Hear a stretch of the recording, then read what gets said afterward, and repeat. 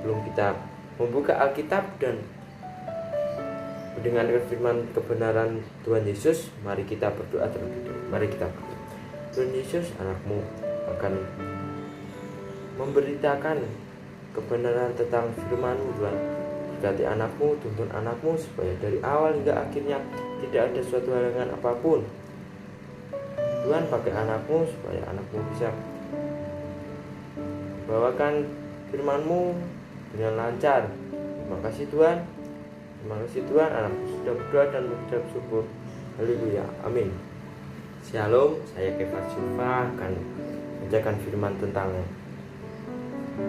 Paskah yang diambil dari Markus 16 ayat 5-7. Lalu mereka masuk ke dalam kubur dan mereka lihat seorang muda yang memakai jubah putih duduk di sebelah kanan. Mereka pun sangat terkejut, tetapi orang muda itu berkata kepada mereka, "Janganlah takut kamu mencari Yesus orang Nazaret yang disalibkan itu. Ia telah bangkit, ia tidak ada di sini. Lihat, inilah tempat mereka membarikan dia. Tetapi sekarang pergilah, katakan kepada muridnya dan kepada Petrus, ia mendahului kamu ke Galilea. Dia di sana kamu akan melihat dia seperti yang sudah dikatakannya kepadamu." Apakah Paskah itu? Paskah atau juga yang disebut hari Minggu, hari kebangkitan, adalah sebuah hari libur yang merayakan kebangkitan Tuhan Yesus yang terjadi 3 hari sekali setelah dia disalibkan. Waktu pastinya jatuh pada hari Minggu pertama setelah bulan purnama pertama sesudah hari Ekinoks. Musim ini semi setiap tahun dalam rangka memperingati kebangkitan Yesus dan untuk mengenang keselamatannya dan harapan yang Yesus bawa bagi umat manusia. Setiap tahun dari Maret sampai April, umat Kristen di seluruh dunia menggelar perayaan-perayaan pada hari Paskah. Jadi sementara kita umat Kristen memperingati kebangkitan Yesus, tahukah kita mengapa dia kembali dari kematian, menampakkan diri kepada manusia walau dia sudah menyelesaikan pekerjaan penebusnya? Dan apakah makna dibalik kebangkitan dan penampakannya kepada manusia?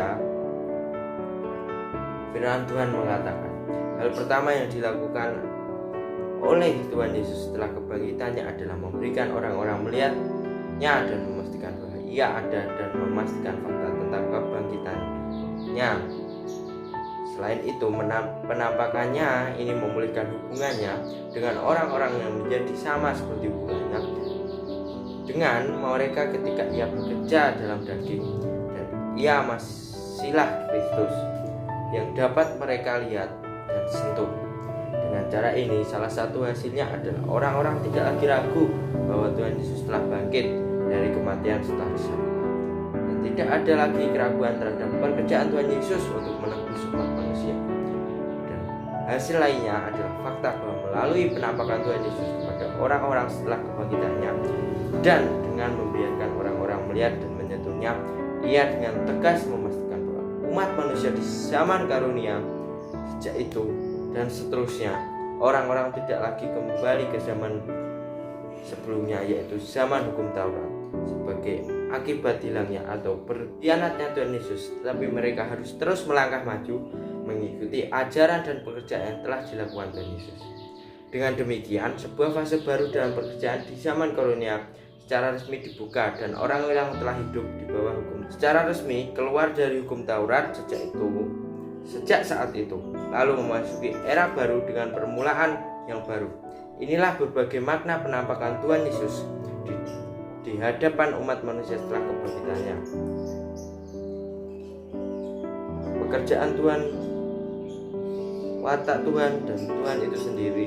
Setelah Tuhan Yesus bangkit, ia menampakkan diri sebagai orang-orang yang ia anggap perlu bicara kepada mereka dan membuat persyaratan untuk mau mereka penuhi, dan meninggalkan berbagai mereka maksudnya dan ekspektasi terhadap orang-orang. Dengan kata lain, sebagai Tuhan Yesus reinkarnasi, tidak masalah apakah itu semasa ia berdaging atau tahu bahwa orang-orang yang sepenuhnya yakin akan identitas sebagai Kristus tetaplah sama